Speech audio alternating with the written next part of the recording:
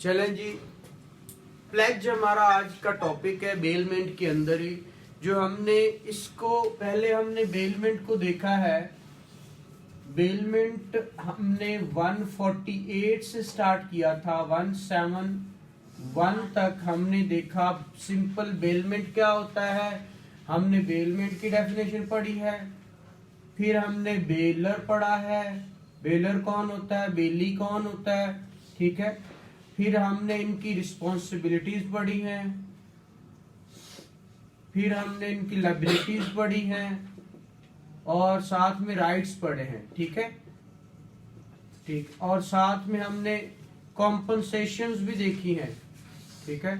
Compensate कौन किस सूरत में करेगा, ये सारी बातें हमने इस टॉपिक की जो जनरलिटी के बेस पर थी वो देखी हैं, ठीक है ना। अब आपने जब भी इसको क्वेश्चन को सॉल्व करना है, जब भी आपने अटेम्प्ट करना है, याद करना है, तो आप उस तरह नहीं आए कि सारे सेक्शंस ही मुझे आते हों। मेमोराइज करना अच्छा है, आप एक सीक्वेंस बना लें। अब सपोज इसके अंदर इफेक्ट ऑफ मिक्सचर्स है, ठीक है, तो इफेक्ट ऑफ मिक्सचर को आप अलग कर लें, ठीक है।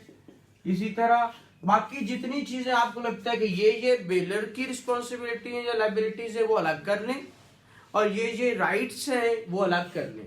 इस तरह करके वो आप एक सीक्वेंस में, सेक्शन आगे पीछे होता है तो होने दे, उसके आप कतन वो ना कहें कि सीक्वेंस में ही आए।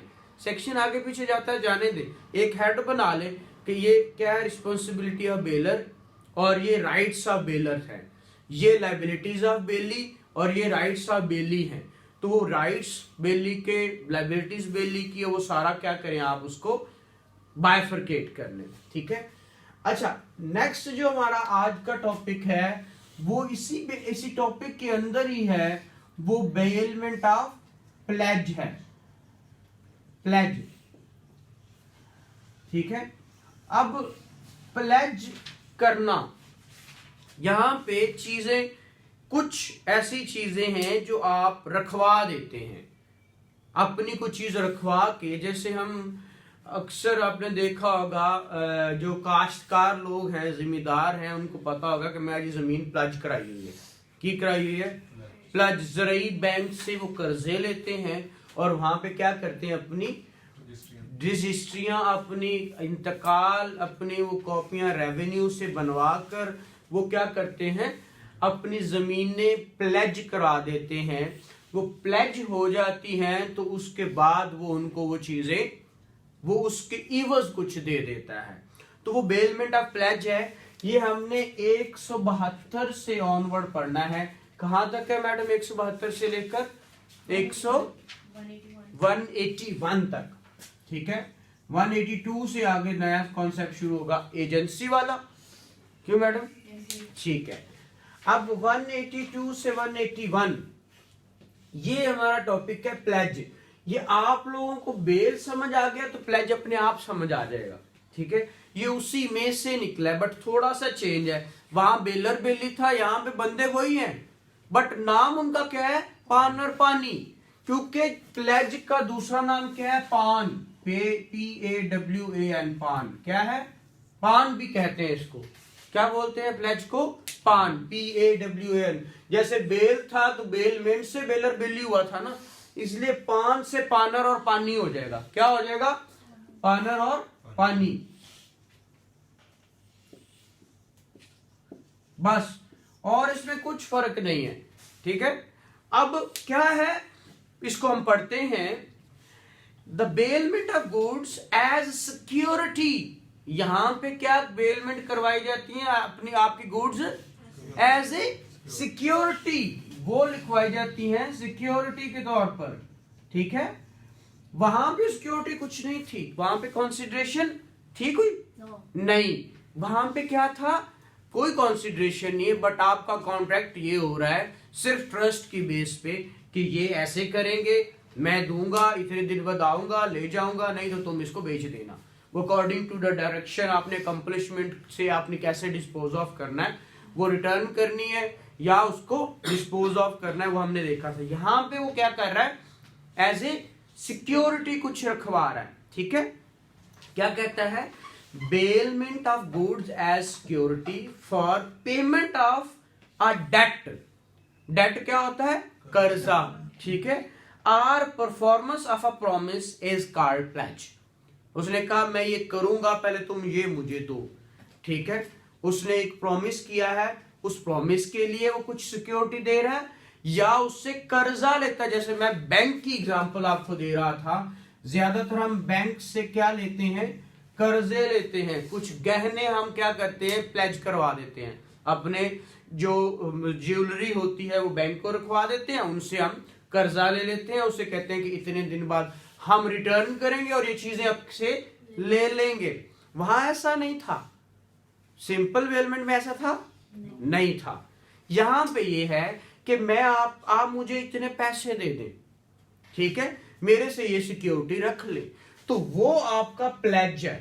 और ज्यादातर ये बैंक्स में जो हम देते हैं वो हम सिक्योरिटीज देते हैं, तो वो आपका क्या होता है? प्लेज। प्लेज की डेफिनेशन वो ये बता रहा है क्या? Bailment of goods as security for payment of debt or performance of a promise is called pledge. अब मुझे प्रॉमिस बताने की तो बार बार जरूरत नहीं ना, तो प्रॉमिस की डेफिनेशन क्या होती है? आती है प्रॉमिस की डेफिनेशन? जी काके, प्रॉमिस की डेफिनेशन क्या है? शाबाश जी, क्या है? भूल गई, अल्लाह माफ करे। जी जी बेटा आप बताएं प्रॉमिस की डेफिनेशन। बस जी आप बताएं। Sir, the person to whom proposal is made शाबाश, when give acceptance that accept- proposal, हाँ, then हूँ सारे में आ जाएगा जी। receive acceptance and when when promise when offer is accepted then it become a promise।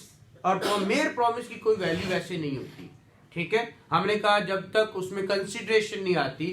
तो यहाँ पे क्या कह रहा है? उस प्रॉमिस को परफॉर्म करने के लिए कोई क्या लिया था मैंने? एक क्या किया था? वो कुछ सिक्योरिटी रखवाई थी या डेट के लिए रखवाई थी। तो वो जो मेरा प्लेज है, वो मेरा जो बेलमेंट है, वो एज ए क्या कहलाएगा?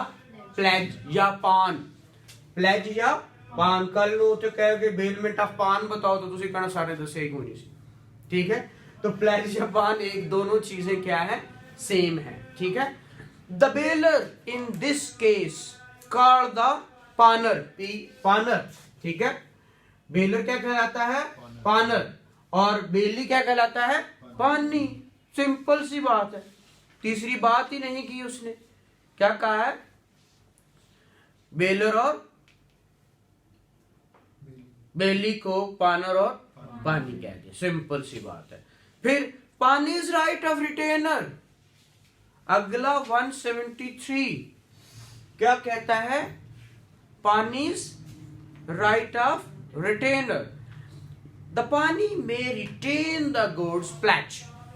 कब तक? अब आप देखें, law is nothing but common sense. अब वो उसके पैसे नहीं देता तो वो रिटेन कर सकता है ना, बस पैसे दोगे तो मैं दूंगा ना, तो रिटेन कर सकता है। यही बात यहां लिखी है उसने।